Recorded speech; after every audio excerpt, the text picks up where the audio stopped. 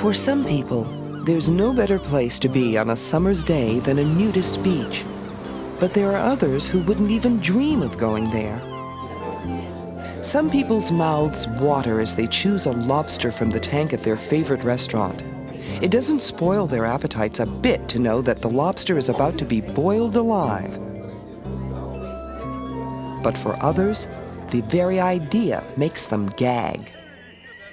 If tastes and values differ among individuals, they differ even more among countries and cultures.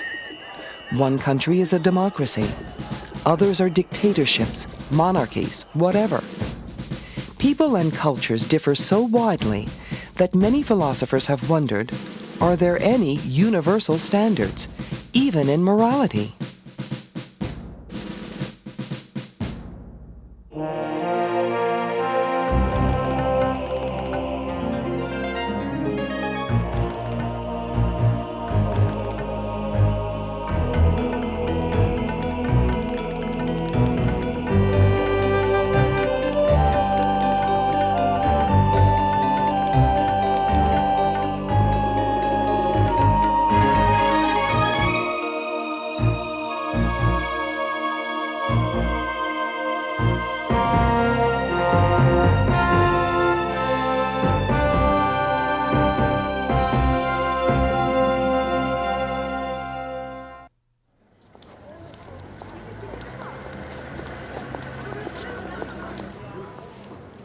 I think a lot of people have the view that we're the big melting pot, lots of cultures are here, they have different moralities in at least some respects. As long as the different cultures respect each other, we shouldn't use your moral view to criticize other moralities, but you should try to understand them. That kind of view, I think, is widespread. Over the past few decades, most Western countries have experienced a tremendous increase in cultural diversity. Once Arab robes were a rare sight, but now they're common. They no longer strike people as unusual. They're just clothes. People walking around a city are no longer surprised to come across a mosque. Today, people are doing business and taking vacations in places they never thought of going before. In those places, they experience being the foreigner. And even if they don't travel, the other side of the world is never far away. Television and other media constantly expose viewers to customs and lifestyles different from their own. And through all of this, they become aware that even their deepest beliefs are not the only way of looking at things. This is the point of departure for moral relativism. A moral relativist is somebody who thinks, first of all, that there is no single true morality, but secondly, there are a variety of possible moralities, and we should. It isn't that we should abandon morality the way an atheist thinks, for example, we should abandon religion or theism anyway. We should adopt a morality and we should accept it, but realize it's not the only possible morality and it's not the single true morality. Values and beliefs not only vary from culture to culture, they vary from time to time. You don't have to go very far back in history to see striking changes. Take, for instance, the change in attitude toward marriage and the roles of men and women in it. Until the 1960s, the predominant pattern in the West was to fall in love, become engaged, then get married. There was no need to think about who was going to do what. The husband was the breadwinner, and the wife did the housekeeping and took care of the children. That was all there was to it. Today, it's up in the air what family values ought to apply. If people don't get married, is it all right for them to live together? Is it all right to live together, but wrong to have children out of wedlock? If a couple does have children, does the mother have a duty to stay at home? Does the father stay at home if the mother can't? Or is it all right to use daycare? These questions simply were not asked in the 1950s. at least not by many people. But now, will the man be a house husband?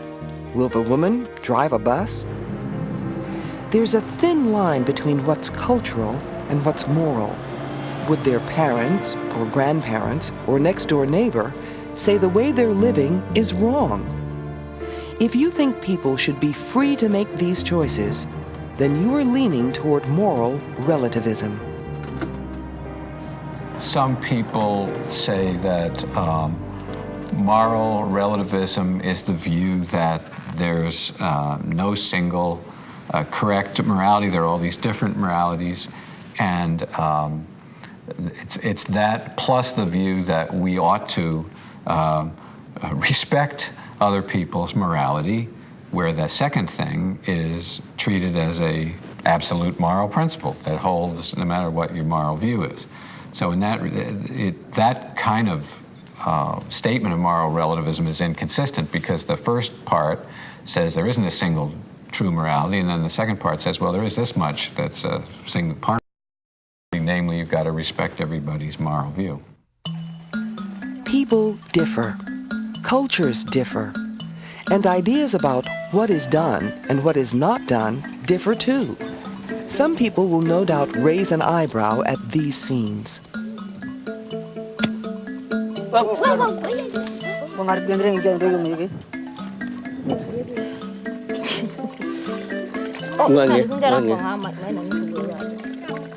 In the Maasai culture, taking blood from this cow isn't considered cruel to the animal. It's as normal as taking its milk. The blood provides valuable vitamins and minerals. Mixed with milk, it's a favorite drink of young children. The cow doesn't seem to suffer. It simply goes on with its life. This is just how the Maasai keep their cattle. In fact, when you think about it, isn't it strange that most people in the West aren't shocked by this picture? Livestock being raised in crowded stalls, only to be killed and eaten in all sorts of forms? We take our own way of life for granted. We learn our system of values and beliefs from our parents and teachers, and sometimes we don't even realize we have one. We simply think we're doing things the way they should be done. Here I am in one culture, and I want to make a judgment about somebody in another culture. Whose morality should I use? Should I use my morality, or should I use their morality? I can certainly think that things that are happening in this other culture are bad. Bad for the people there, maybe, and certainly bad for maybe their neighbors. And in making that judgment, I have to use my values and perhaps the values of my culture. Our own moral background determines how we see other people. If we didn't have this background, we wouldn't have a framework to praise or condemn anyone. It's September 1994. The Dutchman Johan van Dam is sentenced to death for smuggling drugs into Singapore. The Dutch people are up in arms. They consider capital punishment barbaric. The Dutch foreign minister pursues every diplomatic channel to save Van Dam's life. Het feit van de doodstraf zelf, dat is zo'n... The whole idea of a death penalty is so alien to our culture that Dutch people find it very difficult to accept this outcome to the trial. Deze uitkomst van dat proces te aanvaarden. Singapore's foreign minister presents the other side of the picture. As Singapore's foreign minister, I must say that I respect and As foreign minister of Singapore, I respect the standpoint of countries that are against capital punishment. But we ask them to show the same respect for Singapore, which happens to have the death penalty. In Singapore, drug smuggling carries an automatic death penalty.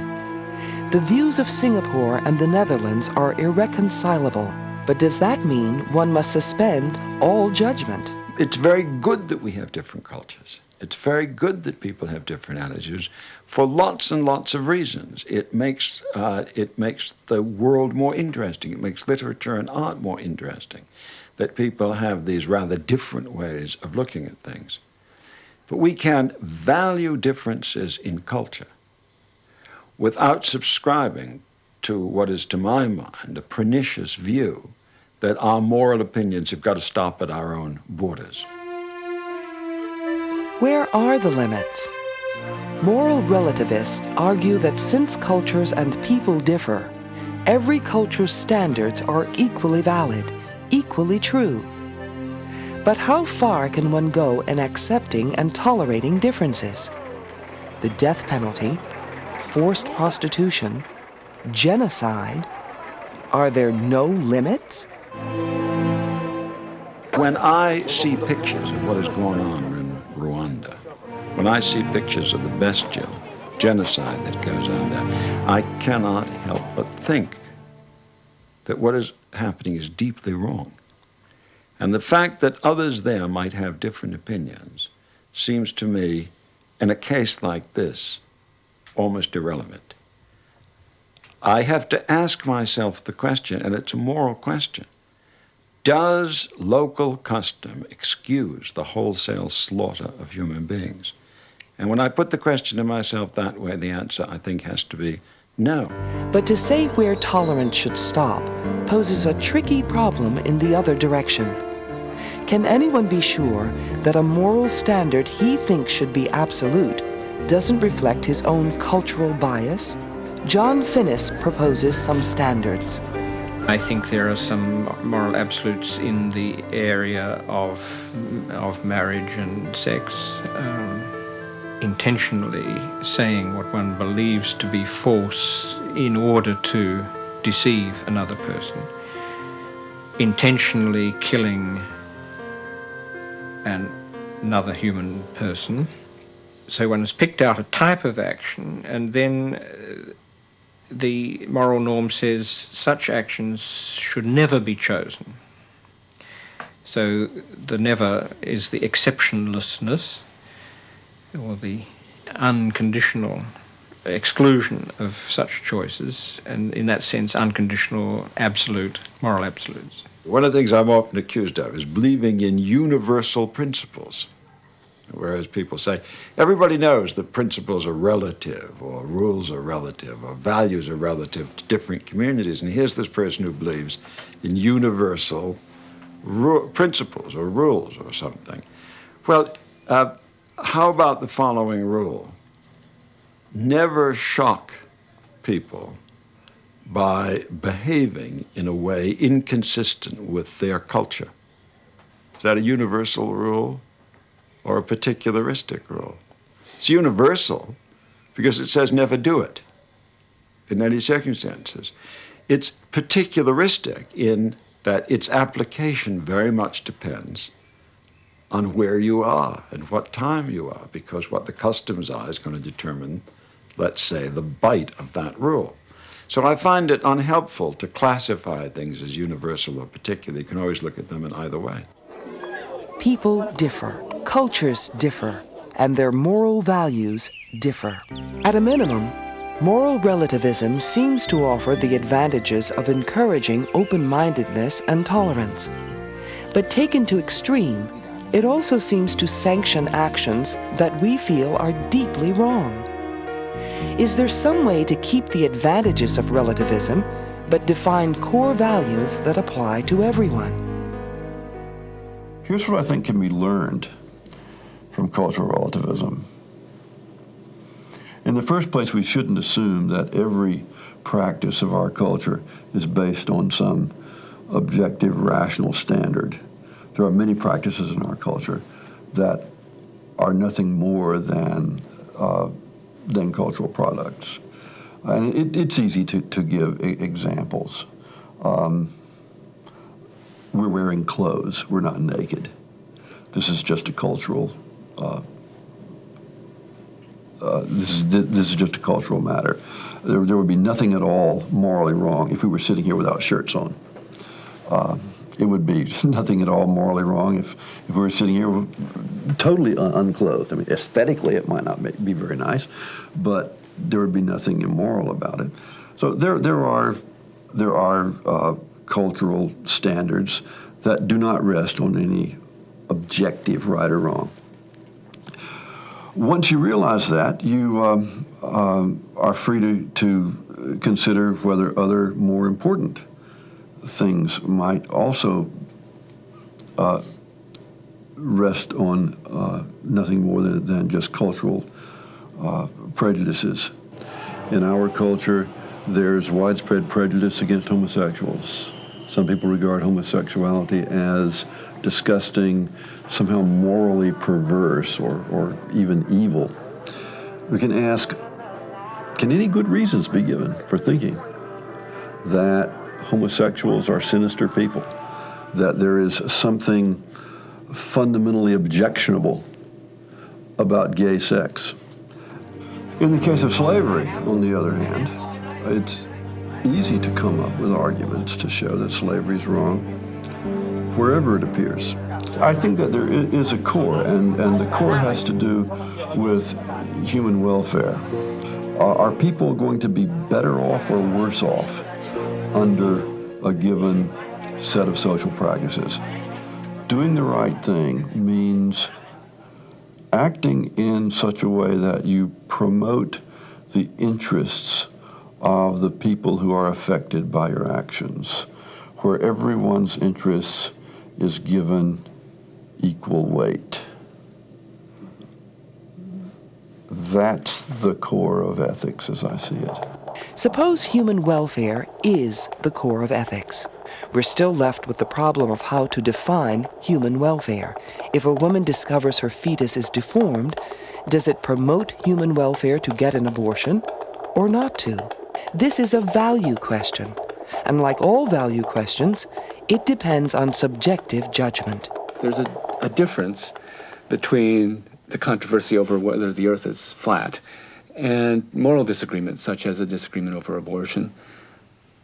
The difference is that the question of whether the earth is flat is a subject that is treatable by science. And science is different from ethics. In science, we can know the truth. In science, we have methods for reaching agreement. What strikes us is that in ethics, we don't have these methods for producing greater agreement.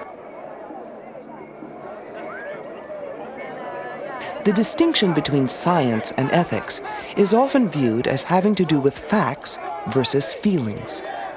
One school of ethics contends that all moral judgments are ultimately expressions of personal feeling or emotion.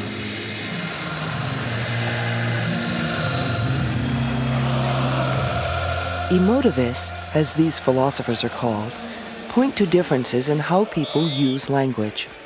On the one hand, there are statements of fact. The game begins at 2 o'clock, or all the tickets have been sold. The facts may not always be clear, but ultimately there are ways to settle disagreements. On the other hand, there are statements that express people's feelings. Get that dumb ref off the field, or go for it, Jimmy. These statements aren't being used to establish facts. They express the speaker's emotions. For an emotivist, statements in ethics are like that. According to emotivism, moral statements have two main functions. They express our emotions, and they offer guidance to people on concerning what to do.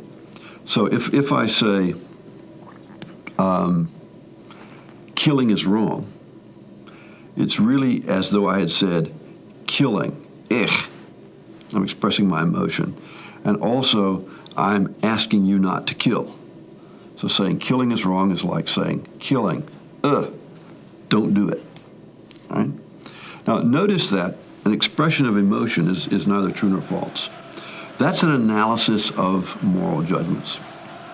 Does saying that mean that you're abandoning ethics or dismissing ethics or in some way suggesting that ethics does not have the importance that people might have thought? No, it's just offering an account of what ethics is. I could be a logical positivist, and I can go right on being opposed to murder. I could go right on being a nice person. I could go right on being horrified by lying and cheating and stealing. I can have exactly the same views that I always had, and I can hold those views with the same fervor that I have always held them. I just have a particular philosophical understanding of what I'm doing when I make a moral judgment.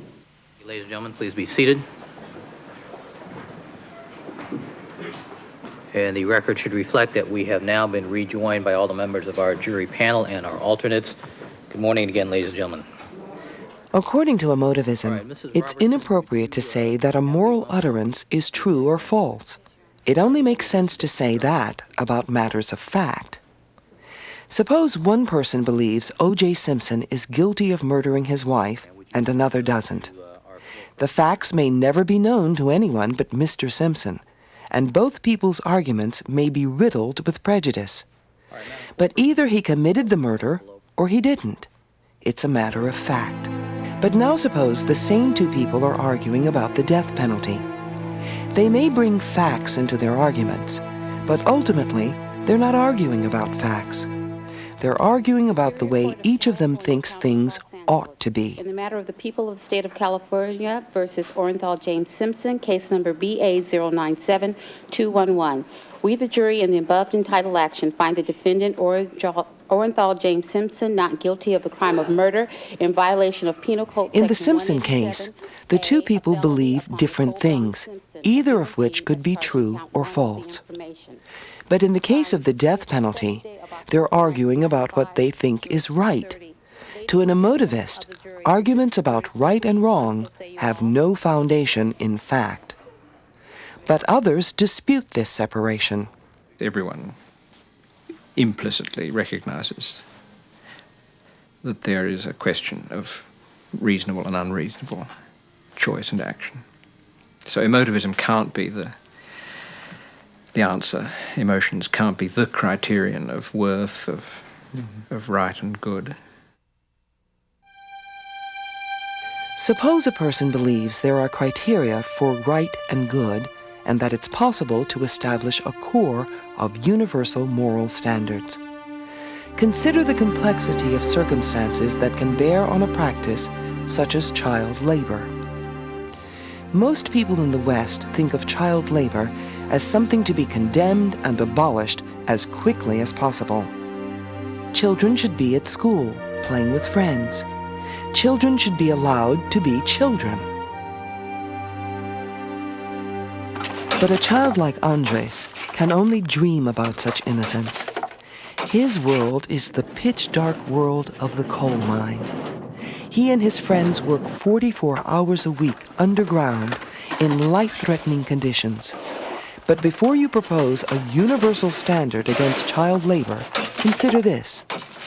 Andres' father is dead. His mother is too ill to work. His country, Colombia, doesn't have a social security system. No disability benefits, no widower's pension, no aid to dependent children. If Andres didn't work, there would be no money.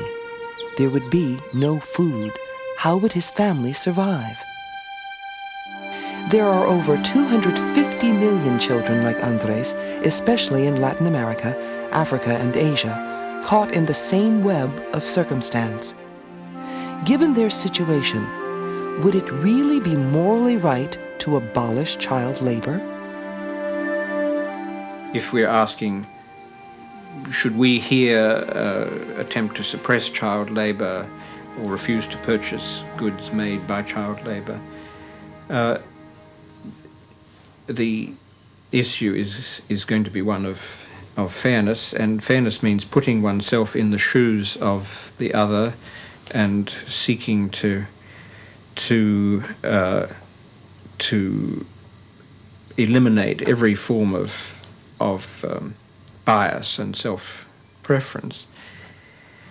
And it's not easy to judge that universally, whatever the condition of the family, whatever the circumstances of the child, and child's relatives, parents and so on, this form of labour, which in our context would clearly be an injustice to the child, is in that context, in the third world, an injustice to the child. If the alternative is some sort of starvation, still no education, still no formation in culture,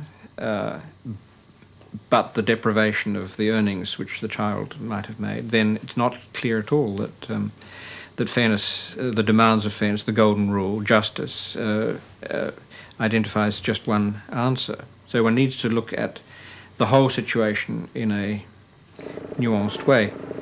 Often it's not just a choice of imposing our values or just saying, okay, you do it your way.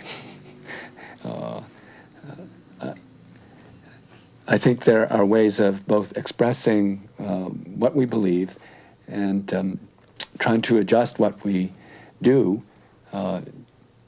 according to a respect for what others may believe, especially when we see powerful reasons for what they believe. People differ. Cultures differ. Moral values differ. Moral relativism suggests suspending judgment of others. But should we give even tacit approval to actions such as genocide? Should we invade to stop? Should we kill people in order to stop them from killing people? These are all very, very serious questions. Nobody can be confident about them. But let's keep separate the question, is it right morally to disapprove? And the answer to that must be yes. Because if we don't disapprove morally, we don't believe what we ourselves think. We live with people, and we depend on them, even if we disagree with them. We typically don't just disagree with them, we agree with them on some things and disagree with them on other things. I think that more complex situation is the typical situation. And we human beings live with that sort of ambiguity every day, and a lot of the time we manage to accommodate ourselves to each other in spite of the differences.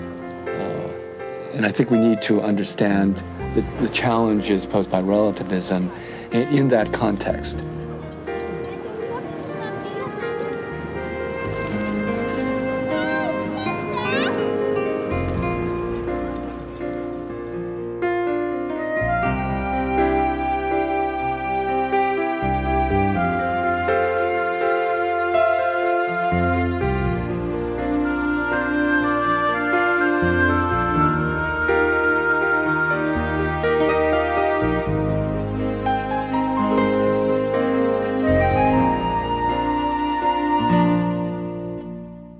The Examined Life is a 26-part series for college credit.